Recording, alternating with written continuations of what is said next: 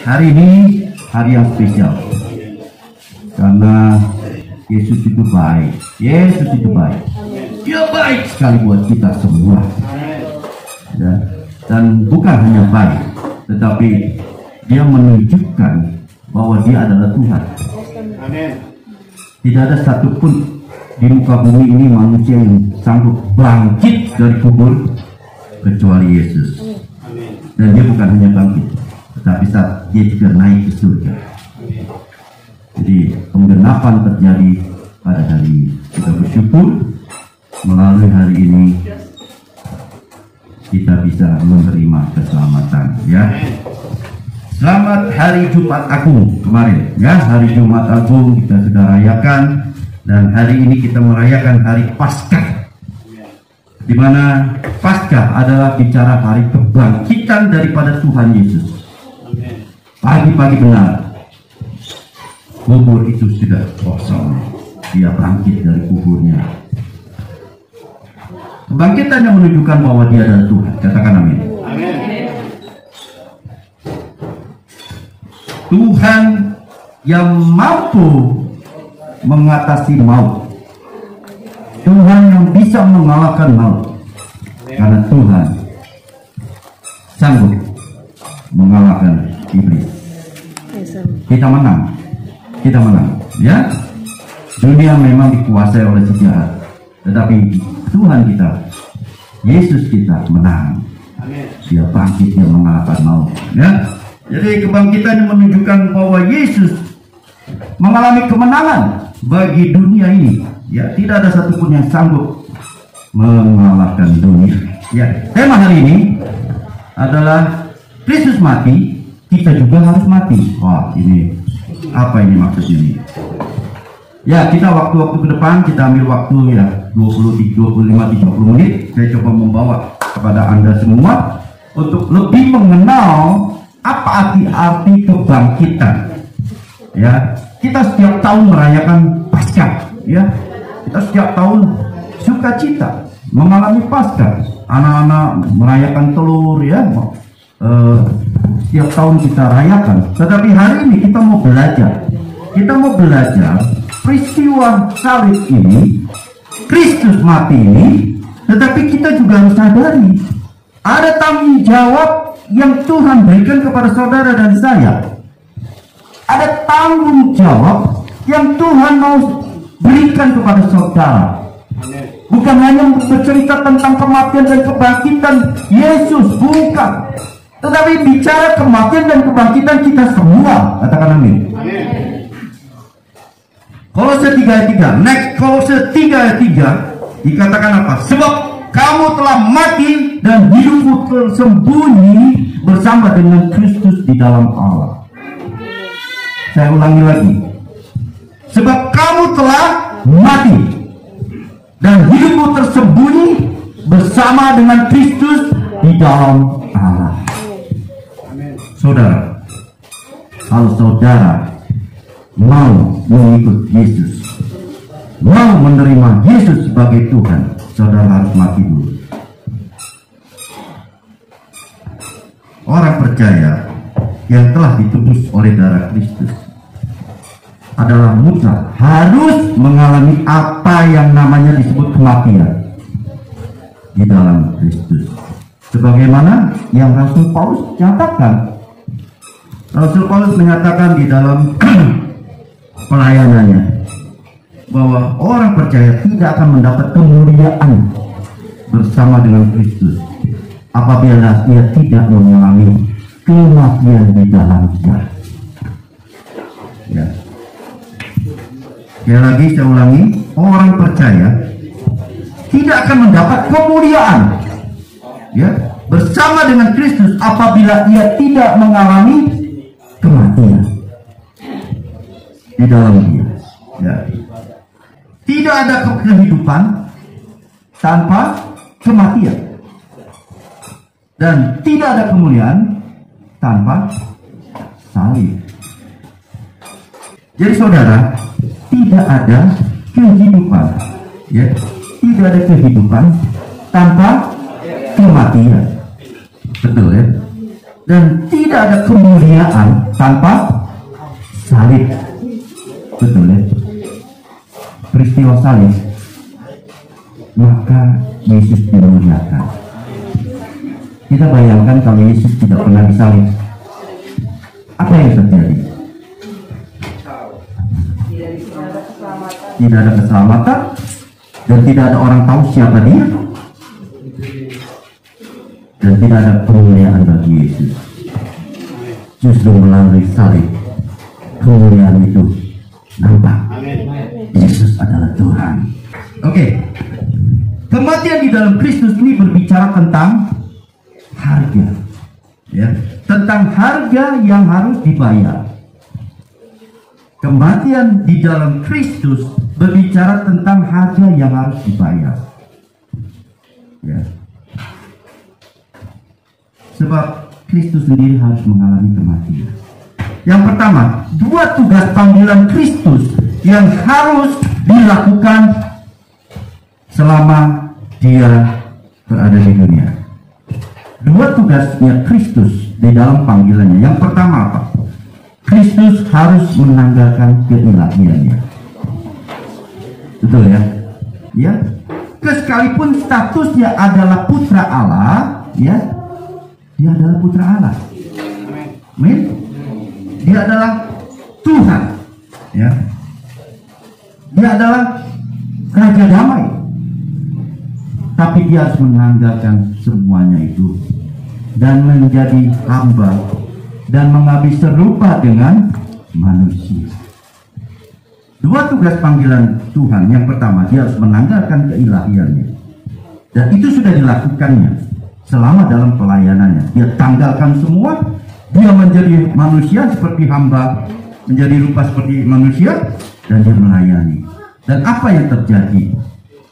Manusia ada yang menolak, manusia ada yang menerima, ya.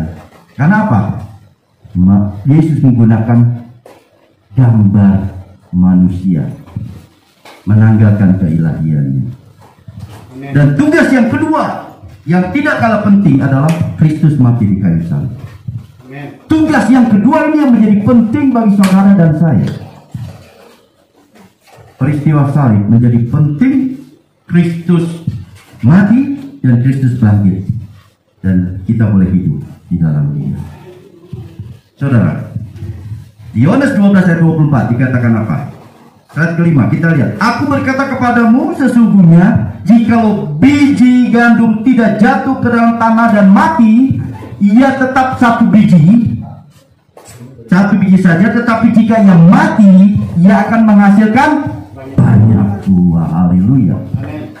Jadi jelas Kristus harus mati supaya menghasilkan banyak buah. Karena Kristus mati, maka keselamatan itu datang kepada seluruh umat manusia. Amin. Pada saat sebelum Kristus datang, apa yang terjadi? Keselamatan berlaku hanya untuk bangsa Israel. Betul. Tapi karena kematian Kristus dan kebangkitannya, keselamatan itu boleh datang kepada saudara dan saya. Amin. Jadi saudaraku, buah bicara tentang buah ketaatan kepada kehendak Bapa. Jadi saudara, jiwa-jiwa yang diselamatkan ini begitu, Yesus begitu terlalu pedulinya. Keselamatan dari seluruh umat manusia itu terlalu pedulinya sehingga dia korbankan dirinya. Dia rela di kayu salib dan dia mati untuk saudara. Jadi saudaraku, orang percaya harus melihat peristiwa salib ini menjadi satu peristiwa yang sangat penting, di mana dia mau mati untuk menebus dosa-dosa saudara dan saya. Menebus berbicara apa? Membayar dengan lunas. Membayar dengan lunas dosa saudara, dosa saudara, dosa saya. Jadi saudaraku, orang percaya harus mati juga seperti Yesus. Mati dari sini berbicara apa? Menanggalkan hidup yang lama, memakai hidup yang baru di dalam Kristus. Galatia, next kita Galatia 2 ayat 19b dan 20 mengatakan apa? Aku telah disalibkan dengan Kristus, namun aku hidup, tetapi bukan lagi aku sendiri yang hidup, melainkan Kristus yang hidup dalam aku. Dan hidupku yang kuhidupi sekarang dalam daging adalah hidup oleh iman dalam Anak Allah yang telah mengasihi aku dan menyerahkan dirinya untuk aku. Amin. Jadi saudaraku, jika tujuan hidup Kristus adalah menggenapi rencana Bapa, memuliakan namanya, orang percaya pun harus demikian. Amin. Kita sebagai orang percaya harus menggenapi rencana Bapa, sehingga kemuliaan itu nampak bagi saudara dan saya. Amin. Jadi kita harus mati bersama Kristus. Mati harus bicara bersama Kristus, bicara matikan kehidupan lama saudara. Matikan. Tanpa kalian mematikan kehidupan lama saudara, kalian tidak bisa hidup di dalam Kristus. Saudara, kita harus menyalibkan daging kita. Tidak bisa, tidak. Kita harus menyalibkan daging. Kita harus mati bersama Dia. Kita harus salibkan daging. Menyalibkan daging artinya kita berbalik.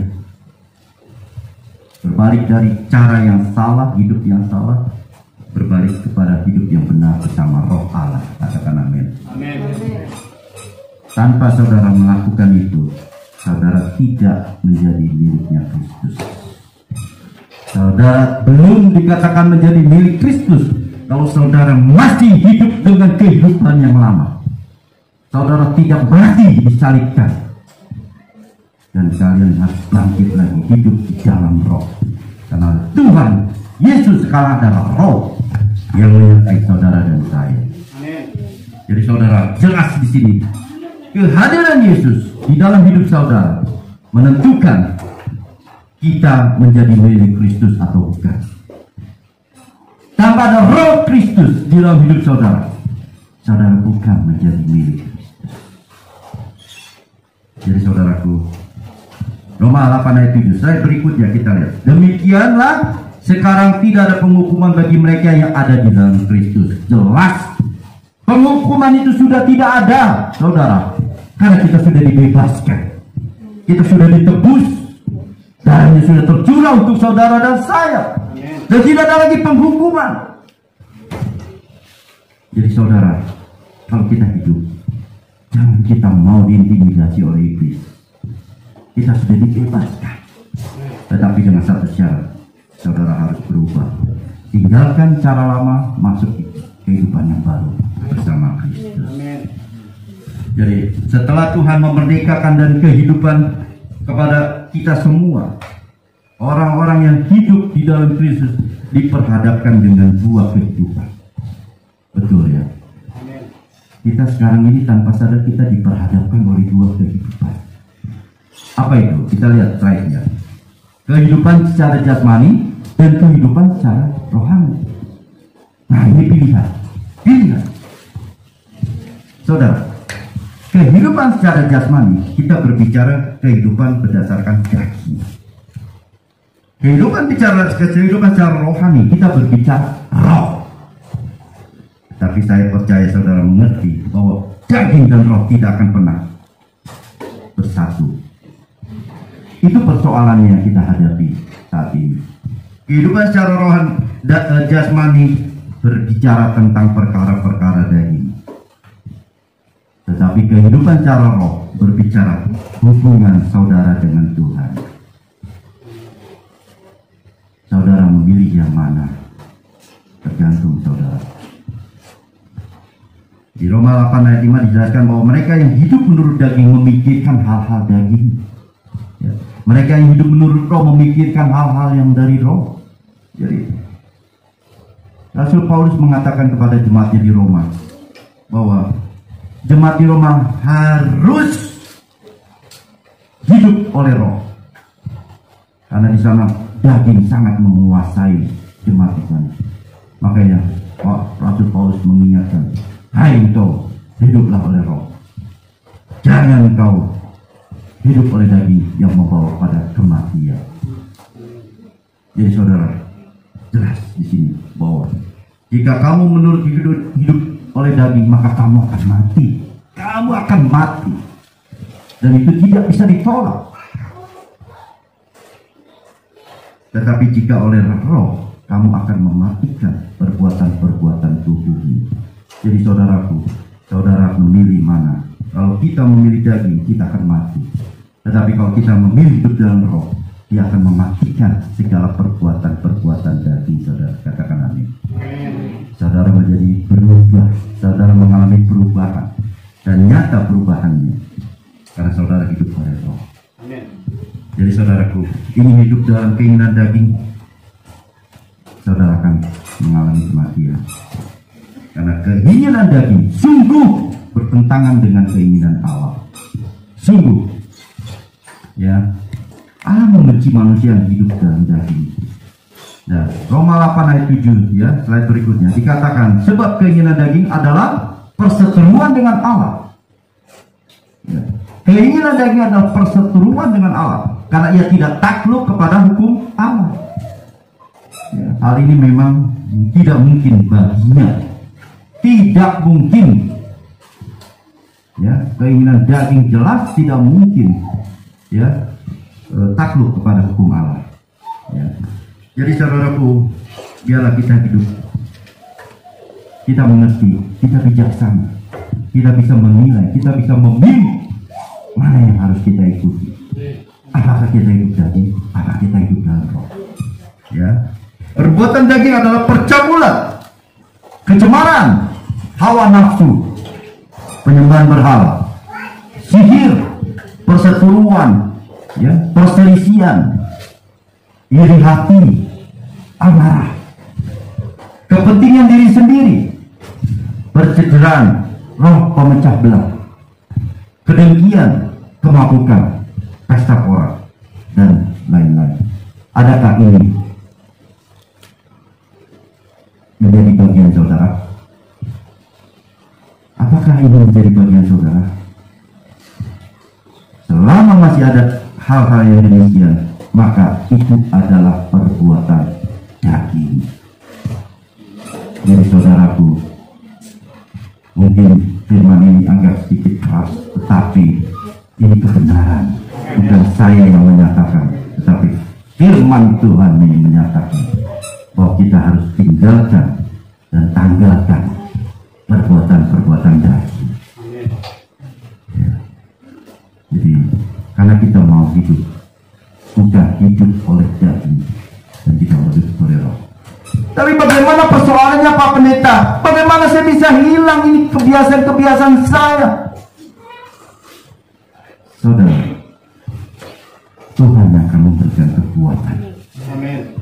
Tuhan yang akan memimpin saudara, sehingga saudara bisa menanggalkan perbuatan daging.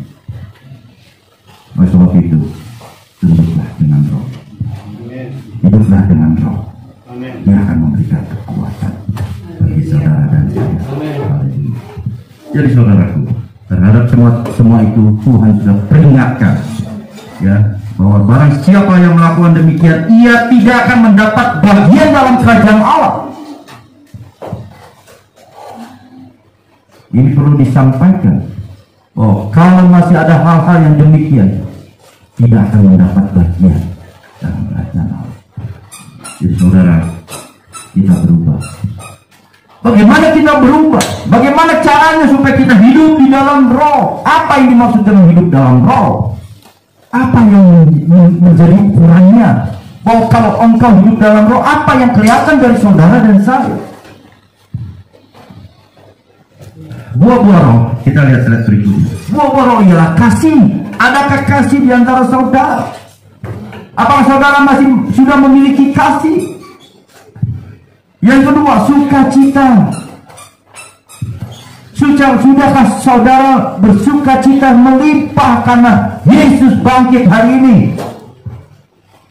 Atau saudara masih dipusingkan oleh urusan-urusan dunia, tetapi Yesus sudah tidak menjadi fokus saudara? Kalau saudara suruh memilih hari ini, ya, saudara hidup atau saudara mati di dalam Kristus,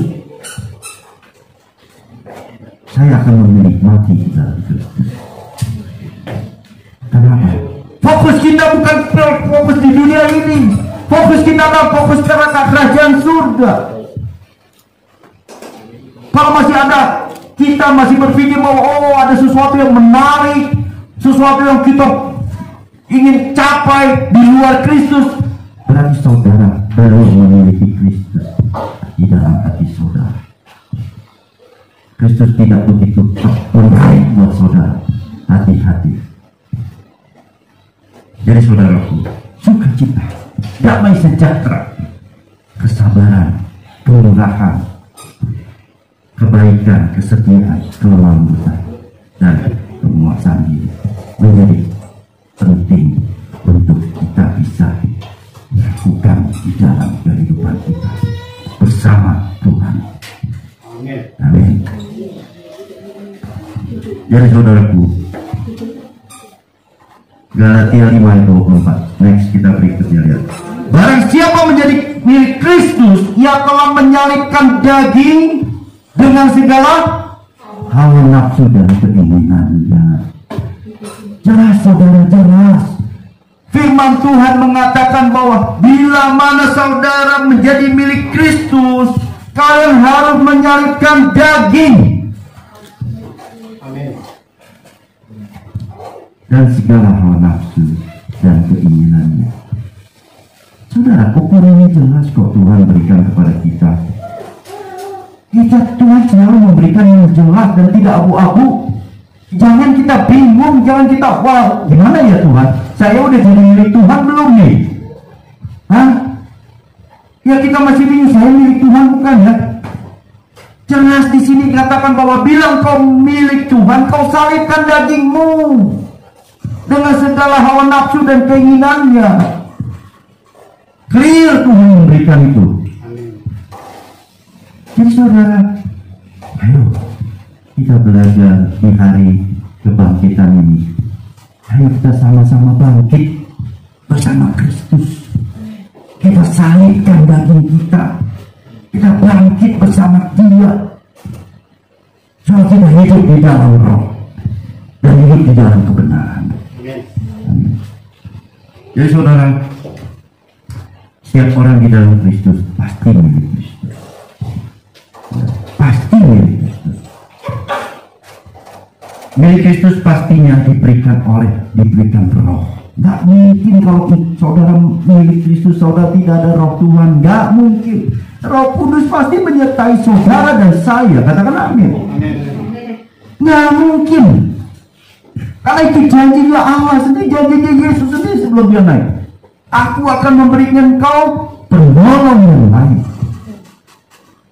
dan menyertai engkau sampai kesudahan. Jadi saudara, itu jelas sekali. Kalau kita menjadi miliknya Dia, oh saudara, 100% saya percaya ada roh Tuhan yang ada pada kita. Dan kita hidup di dalam Dia, dan Dia hidup di dalam kita.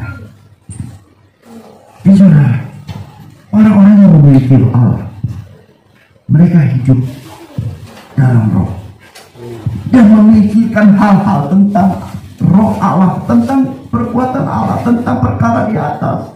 Dia selalu memikirkan hal-hal yang demikian. Tidak mungkin kalau kita ada roh Allah kita pikirkan sesuatu yang sementara. Tuhan katakan bahwa apa yang ada di matamu itu adalah sifatnya sementara, tetapi justru yang tidak terlihat itulah yang sifatnya kekal. Katakan amin. Amin. Jangan kita terkecoh saudara. Jangan kita terkecoh oleh iblis. Kita melihat sesuatu yang wah, tetapi membawa kematian. Mari kita melihat perkara-perkara yang di atas. Pikirkan itu siang dan malam, karena itu membawa kepada kehidupan yang kekal. Ini saudara, iblis menipu, tapi kita sadar kita bukan milik iblis, kita milik Tuhan. Dimensi mata kita bukan melihat apa yang terlihat, tetapi kita melihat apa yang tidak terlihat. Katakan amin. Ya saudaraku, 2 Korintus 4 ayat 18 katakan apa? Ayat 13. Sebab kami tidak memperhatikan yang kelihatan, melainkan yang tak kelihatan. Karena yang tak kelihatan, karena yang kelihatan itu adalah sementara, saudara. Karena yang kelihatan itu sifatnya sementara, semua akan habis. Sedangkan yang tidak kelihatan adalah kekal. Jadi saudara, hari ini kita ingatkan Tuhan, kita sama-sama belajar bahwa momen kebangkitan ini menjadikan kita bangkit di dalam roh. Kita salibkan daging kita bangkit bersama dengan Kristus, di dalam Kristus. Jadi, saudaraku, di dalam Kristus ada pengharapan. Di dalam Dia pengharapan itu menjadi sesuatu yang pasti, bukan mudah-mudahan, bukan insya Allah, bukan, tetapi kepastian. Kepastian yang Tuhan janjikan kepada kita akan terjadi bagi saudara dan saya. Kalau peristiwa salib itu sudah dinyatakan 700-800 tahun sebelum Dia datang, sehingga hari ini Yesus mati dan bangkit, maka saudara, janji Tuhan, pengharapan saudara, kita semua itu akan terjadi sesuai apa yang Tuhan janjikan buat saudara. Tuhan tidak pernah ingkar janji. Tuhan pasti genapi setiap janjinya. Oleh itu, pengharapan di dalam Dia menjadi sesuatu penting untuk kita pegang. Ya, saudaraku, mungkin saudara boleh kaya saat ini, boleh kaya, uang boleh banyak, tralala trili di jumlahnya, ya. Mungkin saudara boleh hebat, S1, S2, S3, S4, S5, S7, S20, Samsung, ya. Tapi semuanya apa artinya, saudara? Ini membawa kebahagiaan, tidak membawa damai sejahtera, saudara. Tetapi kita, pengharapan kita di dalam Kristus, ada sukacita, ada damai sejahtera yang Tuhan berikan bagi saudara. Jadi jelas, kalau kita hidup di dalam Roh, kita tidak melihat apa yang kelihatan, tetapi yang tidak kelihatan. Itu yang Tuhan berikan bagi kita semua. Amin. Jadi saudaraku, bila saudara hidup tidak punya pengharapan hari ini, nanti saya akan doakan semua. Hari ini kita belajar hiduplah di dalam pengharapan bersama Tuhan, karena Tuhan sudah menjanjikan keselamatan itu boleh saudara terima asal saudara jangan menjadi milik dunia, tetapi menjadi milik Kristus.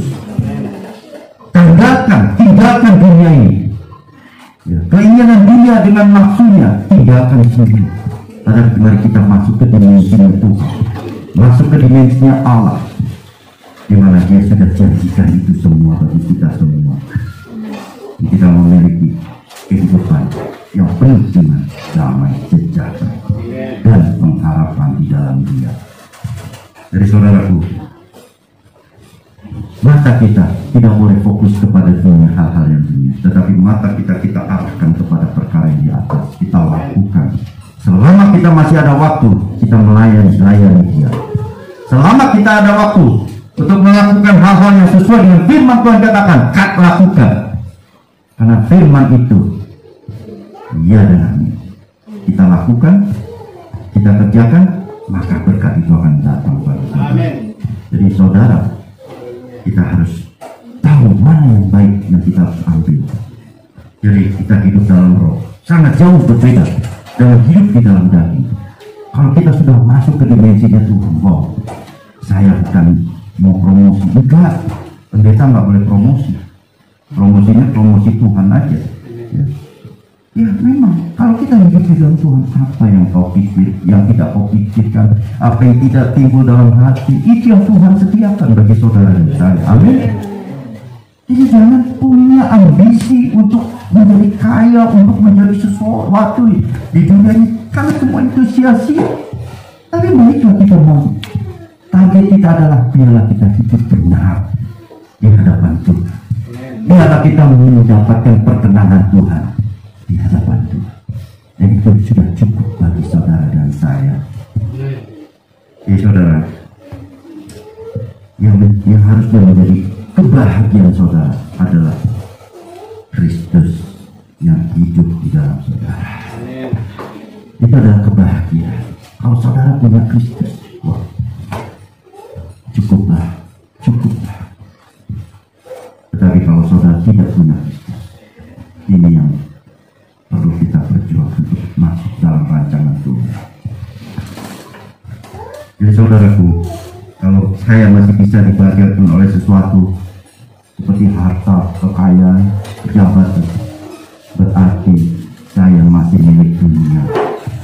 Tetapi kalau saya berubah, saya mau kebahagiaan itu adalah intim dengan Tuhan, bergaul karib dengan Tuhan, berarti kita sudah miliknya Tuhan, dan kita adalah anak-anak Tuhan. Ya. Bagaimana berpikirnya kita, bagaimana mindsetnya kita, itu menentukan.